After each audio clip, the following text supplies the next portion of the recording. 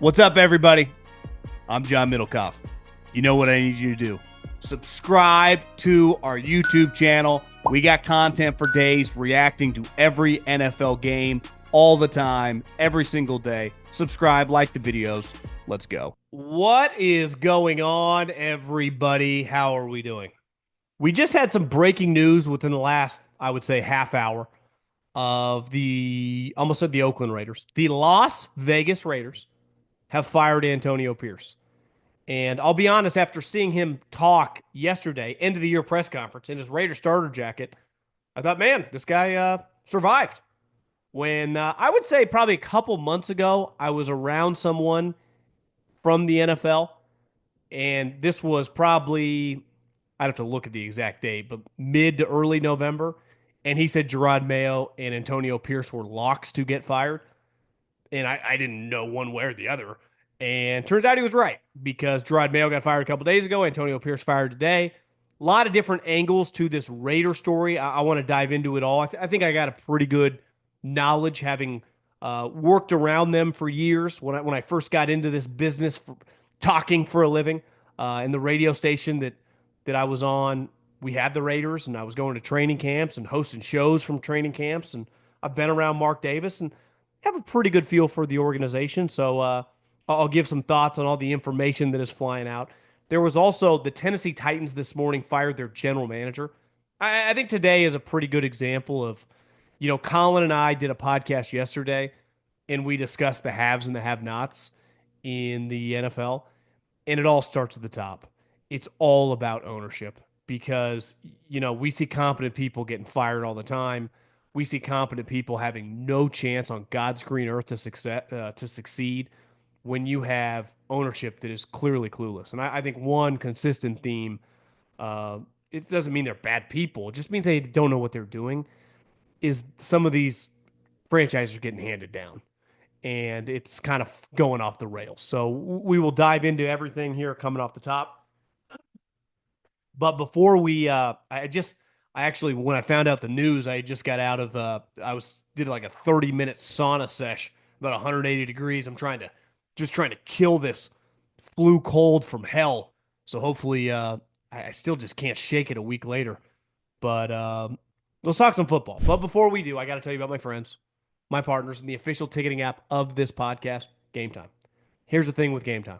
They're the best ticketing app I've ever used. They really are. It doesn't get any easier. Because what do you want to do? Do you want to go to an NFL playoff game? Do you want to go to an NHL game? Do you want to go to a college game? Do you want to go to a concert? Do you want to get outside, sing some songs, take a loved one, take a friend, go have some fun on a weekend? They got you covered. It's the easiest app you'll ever use. You can search by venue, you can search by event, you can search by artist, you can search by team, price points depending on the stadium or the arena. Cannot recommend it enough. So take the guesswork out of buying tickets with Game Time. Download the Game Time app, create an account, and use the code JOHN for $20 off your first purchase. Terms apply. Again, create an account and redeem the code JOHN for $20 off. Download the Game Time app today. Last minute tickets, lowest price guaranteed. For a long time when I lived in the Bay Area, I was known as a Raider hater, and people thought that I have like a vendetta toward the Raiders and specifically Mark Davis. So I just want to lay something out. When I worked for a radio station in the Bay Area that I think is still alive, might have gone under. I'm not quite sure. But when I was there, they had the Raiders, and we were the official radio station of the Raiders. So their games were on there. And by like my second year working there, I was hosting the post game. So I was going to all the games, hosting the post game shows during training camp. They used to have training camp in Napa, and we were host shows, from Charles Woodson to Seabass to Derek Carr to you name it. Like you'd have the players, the coaches. Mark Davis would come hang out, and it was awesome. If you love football, regardless, like the team was really really bad, but it's just really cool being that close, up personal.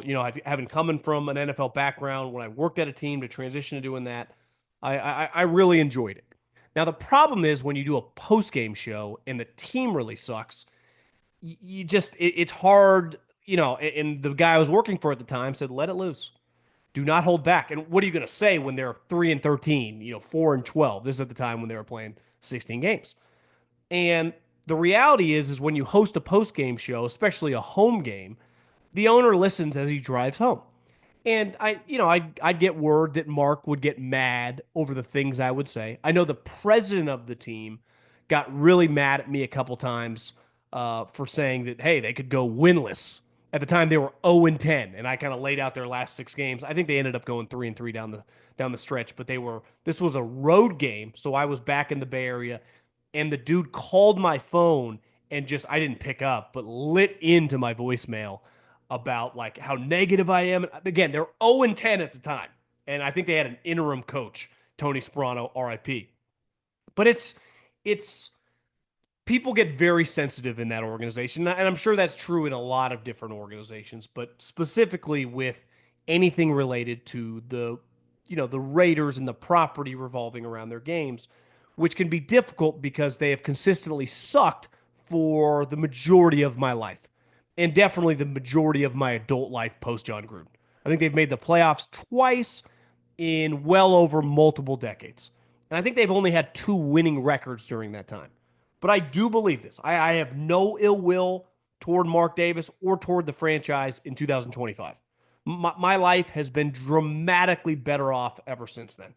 Right? So this is not personal. And I do think one, Mark's a nice guy. He's easy to talk to and bullshit with. And I do think he loves football.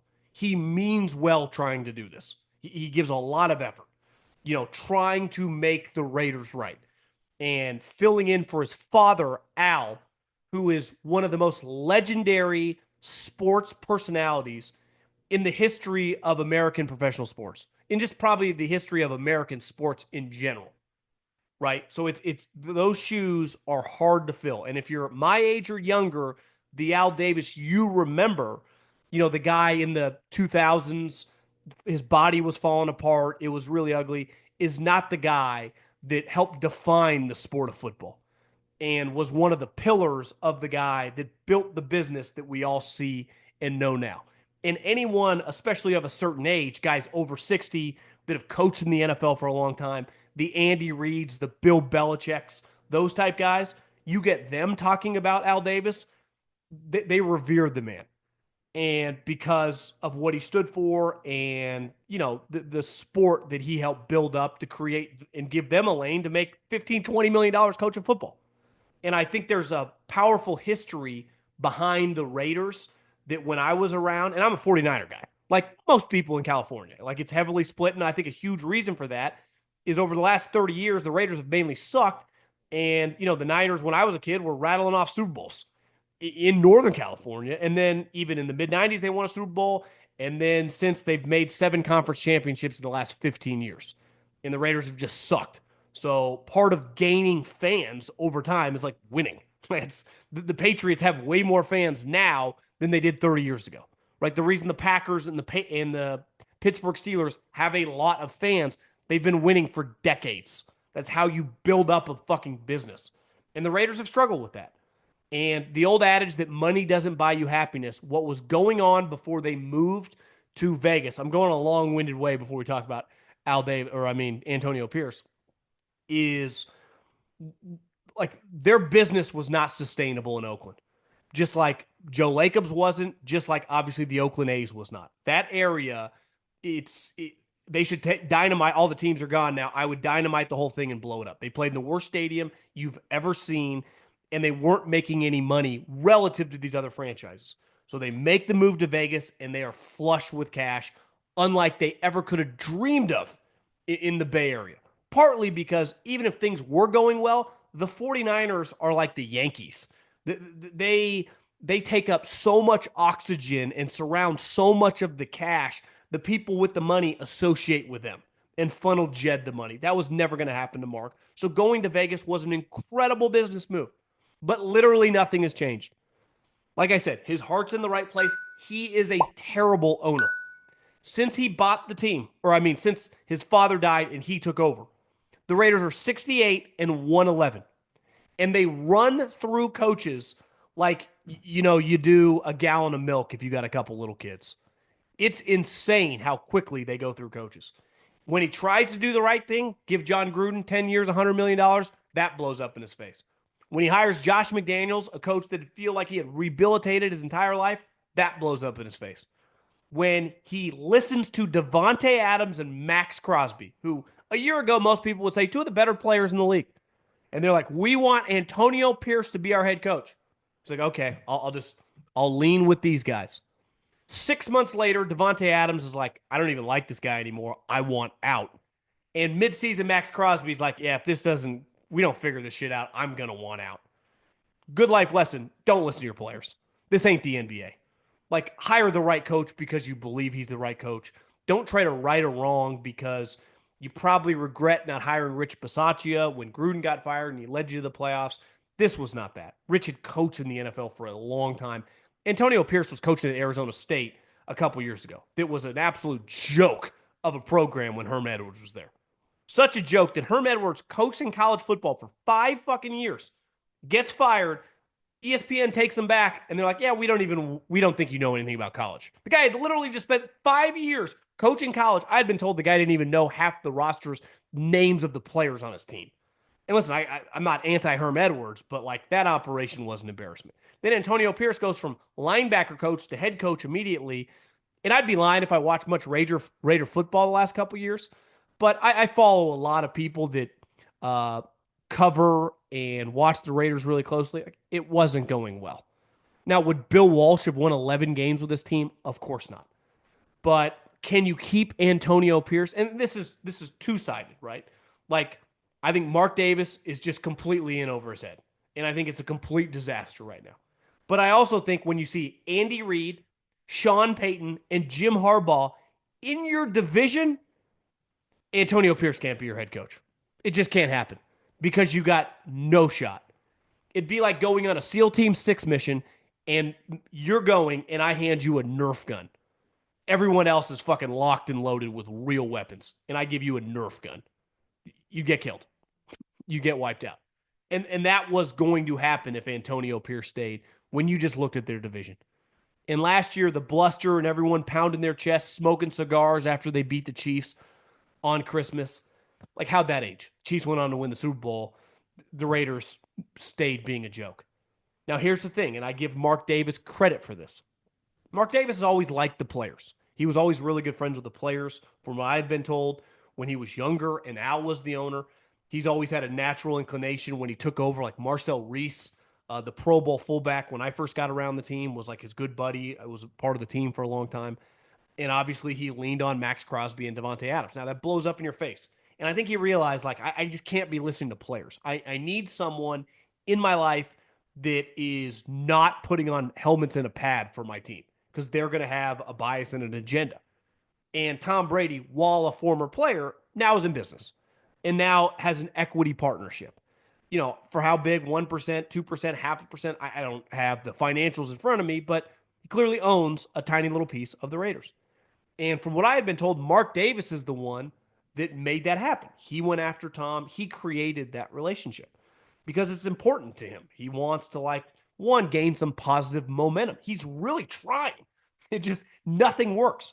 And it was reported by Schefter that Tom Brady is going to be part of these interviews, just like it was reported earlier this year that Tom Brady is going to start interviewing quarterbacks like at the combine. Here's what I think big picture should happen. And if I'm Mark Davis, I would push for this. Listen, Tom, like Tom Brady, you're calling games not because you want to call games. They gave you $37 million. They paid you $10 million. You would not do it. So we have to acknowledge you're doing it for the money. And listen, I'm pro Tom Brady. He's not good at TV. He's not good at all. And he's no dummy. He has to know that. He's not natural at it. It feels clunky. It just doesn't really work. And it's hard to give up a job that pays you $37 million a year. And he's under contract for 9 more years after this year. He never made that much money a year playing quarterback in the NFL. So he's being paid an astronomical amount of money. I'm as pro-capitalism as any human. I understand why it's like, even if this sucks, we all have a price and we would do things that we don't want to do for a certain amount of money. We'd suck it up. But there is an opportunity here that if you're Mark Davis, Why don't you just make him the football czar, grand poobah of the organization? Why don't you just give him like a John Elway type role? Like, Tom, what is the price it would cost us to make you the president of the team or the president of all of football operation? We have seen Bill Parcells do it before. We saw Holmgren do it before. We saw Elway do it. Why don't you just do it? Because I already want you playing a role in who my head coach is going to be. I already want you playing a role in who my quarterback's going to be. I've proven that I have no clue what I'm doing. Absolutely none. And I went from living the equivalent, and I've been there too. I've lived in some shitty apartments. I have lived in some really, really shitty apartments. Honestly, not even that long ago. When I was in the Bay Area, when my buddy got married or got engaged, he's like, I was living in the city in this sweet apartment with him. He's like, hey, man, you got to go. And I started looking around. I started seeing the prices. I'm like, I can't afford any of these single bedrooms. So I had to move outside the city. This is when the city was booming in like 2013 and just lived in this shithole. Now, it was close to the water, so that part was cool, but it was a terrible place. And 10 years later, I live in a golfing gated community. But money doesn't change like the way I feel every morning when I get up. Like changing homes, like I was happy many days in that really crappy apartment. Like money does not change. If you're an unhappy person, you will stay an unhappy person. If you're a happy person, you will stay a happy person. Whether you got $10, obviously there are some things that become easier in life. But just in terms of like your everyday operation, you are who you are at a certain time. And Mark Davis went from an NFL standpoint being broke to now being flush with cash in Vegas, and nothing has changed. Absolutely nothing has changed. They are still one of the laughing stocks of the league. They just happen to have this sweet stadium on the strip that's really cool. But their team blows. And the consumer, if you put them on after like week 3, will watch another game. They're unwatchable. They're an awful product. And he has been the one consistent thing with this team for the last, whatever, 14 years. And to me, if you're him, this is an easy one, Tom. What can I do to make this worth it for you? What can I pay you? Do you need $30 million? Do you need $50 million? Can we do some sort of bump in equity? Because I know this for myself. Uh, I'm an incentive laced individual. When I have skin in the game, I work harder. If you just paid me a salary, whatever that salary may be, $1 million, $10 million, 100 grand, 50 grand, whatever it is, after a certain point, I would kind of get bored. But when I have incentives, when I have the harder I work, the more money I can make. I know most people in sales can relate to this. That gets me going. Even though the actual dollars that come my way don't really change the way I feel. But if I'm Tom Brady, who clearly likes money given the lifestyle he leads, like, can we bump up some of this equity that you have to make this, hey, over the course of the next 10 years, if you hit these incentives as a team, maybe you get an extra couple points on the team. Like, why don't we do something like, what can we do to make it worth your while? Because I have proven I have no clue. I've tried to hire a former legend here, blew up in my face. I've tried to hire the hot offensive coordinator, blew up in my face. I hired the interim that my star players wanted. They couldn't stand the guy 6 months later. And one thing I heard with Antonio Pierce is that when he became the head coach, he changed a little bit. When he became the full time, got a big head, got cocky. And I think that turned off some people. And listen, it was a lot happening really, really fast. And clearly he grew up a Raider fan from Southern California, but it was a disaster. It really was. And this team now is a complete joke. It really is. Before, when I first was around them, they were a joke with no money. They were the poorest team in the NFL. Now they're no longer that, but they're still a joke on the field. So it's like you got your stadium figured out, you got your windfall of cash figured out. How do we just become competitive? I'm not talking compete for Super Bowls. How do we just compete on a yearly basis to be above 500, to try to make wild cards every year? How do we do that? And I'm not saying Tom Brady knows what he's doing, but every single person they hire fails. And I just think you got to give a guy a chance that has seen winning at the highest level for multiple decades. And given his position, it was much closer to a coach front office individual than it was just some random player on the team. Given the hours that he put in, given his dedication, and let's face it, Tom Brady's a football guy. He's a football junkie. He's trying to get his fix with this television gig. No chance it's working. I listen to him. I hear him. It just sounds like he's trying his hardest. They're paying him $37 million to put a smile on his face. It's not for him. He's a smart guy. He knows it. He's not natural at that. It's not his gig. But like running a football team, being around football every single day, going to practice, dealing with the coaches, it's what he knows better than anything. So if I'm Mark Davis, I just beg Tom Brady and we try to figure out some sort of number to make this worthwhile and to leave the Fox situation and just do this full time because he's already dabbling. And listen, he starts interviewing coaches, and this is also a problem. You got this guy. This is, when we talk about these different connections of these owners being like, wait, Tom's a part owner of the Raiders and he's calling games and we have to let him in our facility. And now he's going to start interviewing our coordinators. Well, if they interview, let's say 6, 7 guys, they're only going to hire one. So he's able to pry some information out.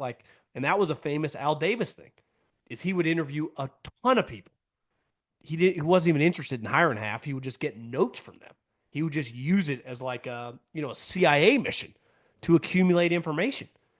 And I just wonder if these owners, like if I owned another team and the Raiders wanted to interview my coordinator, I'd be like, especially if I'm an NFC team, if I'm like the fucking Lions, it's like, wait, you're just going to interview Ben Johnson and Aaron Glenn and find out the way we do things? Like, no, we already don't allow you into the building. Now you're going to bring this guy in and Tom's going to conduct the interview? So obviously the Raider fans are a very loyal group. It's a passionate group. I've always disagreed with the league is better when the Raiders are good. Like the league has never been more popular, and it's never gained more popular over the internet era, and the Raiders have been irrelevant. So like that's just factually incorrect.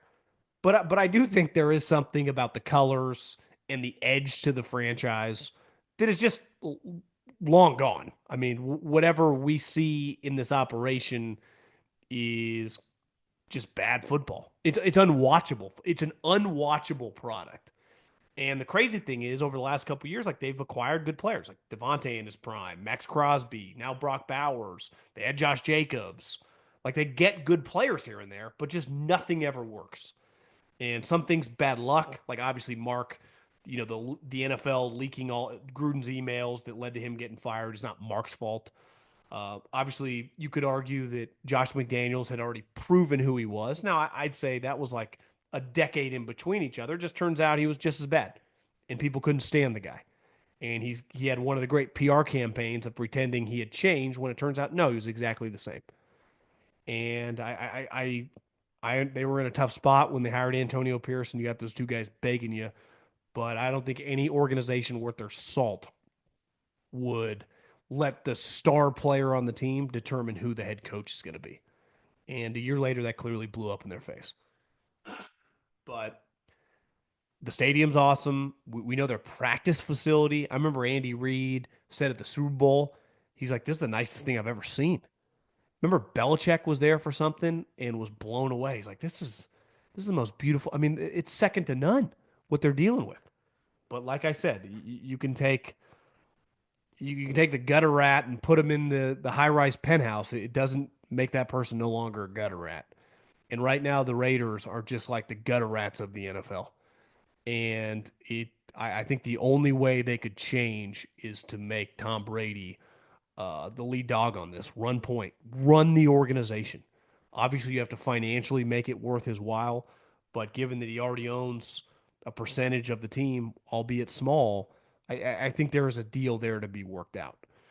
And, speaking of just ownership, I think one theme is just because you make money on your own doesn't mean you're going to know what you're doing when you run a sports team. Dan Snyder was a self-made guy, was a billionaire by the time he was like 32 or 33.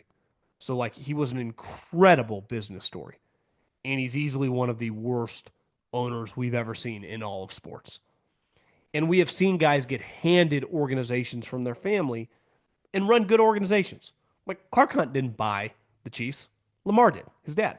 And he's done a really good job over the last decade working hand in hand with Andy Reid. Jeffrey Lurie is born into money.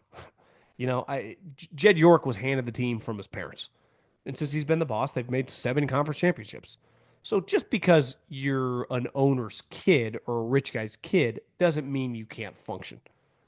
But I think we've seen a theme of some of these kids that one might not like football as much as their parents did, and two, just be completely over their skis. Like the Tennessee Titans right now are run by Amy, the daughter of the former owner that passed away several years back. And I think it's clear at this point in time that she has absolutely no clue what she's doing. A year ago, she fired Vrabel, who is the number one candidate on the open market. 2 years ago, she hired Rand Carthen from the 49ers and gave him a 6-year contract to be the GM. 2 years later, he got fired. I can't even imagine. I've been fired twice. One time my contract technically ran out. The other time I still had I don't know if it was 6 months or 4 months, but I remember the feeling of just like getting paid. I didn't have to do anything. And I was making 80 grand at the time. I can't even imagine what it's like to being like, wait, I make $3 million a year and they owe me they owe me $12 million more. So every 2 weeks, they're going to send me a check or put a direct deposit into my account. And I don't have to do shit. Incredible feeling. Even though if you're ambitious, like it's not what you want. But listen, it could be way worse. I mean, there are a lot of people struggling in society that would die for that opportunity. So he gets paid to go away for years. But how could someone a year ago basically go, "Hey, we're going to go with this guy. We're going to get rid of Rabel," and then a year later fire him? And I was texting some people that know him, and I don't know Rand really at all. We have DM'd over the years, just kind of pleasantries, congrats, and just BS a little bit. But from all accounts, I've never heard a bad word about the guy. And I've heard people think he's pretty good at his job and just really good, like people motivator guy. I mean, former player, just kind of gets it. And by all accounts, he was the guy leading the Will Levis push, which obviously was a disaster. And sometimes, listen, you miss on a player, it sucks. And sometimes you miss on a guy like Will Levis that embarrasses everybody. So that might have been just a situation that I can't look at you the same because you were the guy banging the table for Will Levis. But regardless, what could have changed in the last year to go from we're going all in on you, we're letting you pick the coach. He got to hire Brian Callahan last year. Think about that. He hired the coach last year to now go, we're going to fire you. We're going to keep the coach. We're going to hire another GM, and everything's going to be off kilter. You can't run an organization like that. These teams have no chance. None. How do you compete with the Ravens, who just every year, Eric DeCosta, Steve Bisciotti, John Harbaugh? How could the Chiefs, just Brett Veach, Andy Reid, Mahomes, Lamar? Like, how could you even dream of competing with them? It's impossible. It literally is not possible. And it's not random that they have the number one pick overall. Just like next year, if you had to go, are the Titans going to be any good? Probably not. Like, are the Giants going to be any good? Probably not. Are the Raiders going to be any good? Probably not. Are the Falcons finally going to win? Probably not. It's the same thing over and over and over again. And it starts with ownership. It's why when I hear people say the Bears is a good job, bullshit. Working for the McCaskies, a mom and pop shop that has like 7 people that have direct lines to him and a president that you kind of have to answer to is not a good job. That's a terrible gig. We talked so much about good jobs, like, well, do they got a quarterback? Do they got talents? Like, do they got draft picks? Do they got cap space? Who is the owner? Who owns the team and what do I have to do with that guy? Same thing with the Jets. Like, got a lot of pieces. Okay, but Woody Johnson owns the team. Good luck dealing with that. The Jags, they got what? An ownership that is consistently shepherd losing after losing after losing teams. Like all they do is lose under Shad Khan.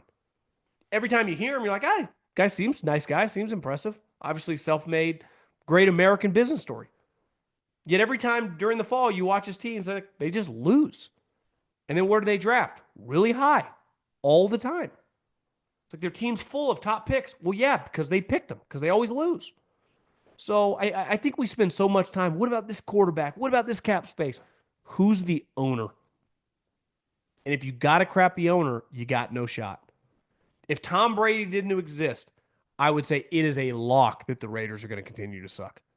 But like maybe he just passes it off a little bit and maybe they got a chance. Maybe they can't overcome that because maybe Mark's still involved. The Raiders ethos that comes from the Davis family is not something you can shake. And maybe that was really important pre-internet, but post-internet, they just can't overcome it. And I say the same thing with the Titans. For whatever reason, this lady, like she owns the team, you got an uphill battle. It is going to be really, really difficult because clearly she's got people in her ear. Clearly she changes her mind all the time. And I'm not against changing your mind. I do it all the time with takes. Like information is fluid. But unless something crazy comes out, like you just went all in on this guy a year ago, what could possibly have changed? And now you have a guy who is doing interviews for the GM who used to be a scout. Just a bizarre, poorly run organization. And I think the parallels of a lot of these are kids that are completely over their head, that have no clue what they're doing. They just inherit this 3, 4, 5, $6 billion team. Everyone's watching you. It's not an enviable position if you're not just a football addict. Even if you were, it'd be really challenging. You become a public facing figure, ton of pressure. You have a community or a city depending on you.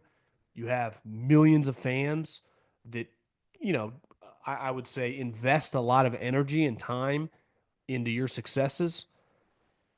And I think it can overwhelm people. And I think we see a consistent theme that these owners, some of them are just completely overwhelmed and lost at sea.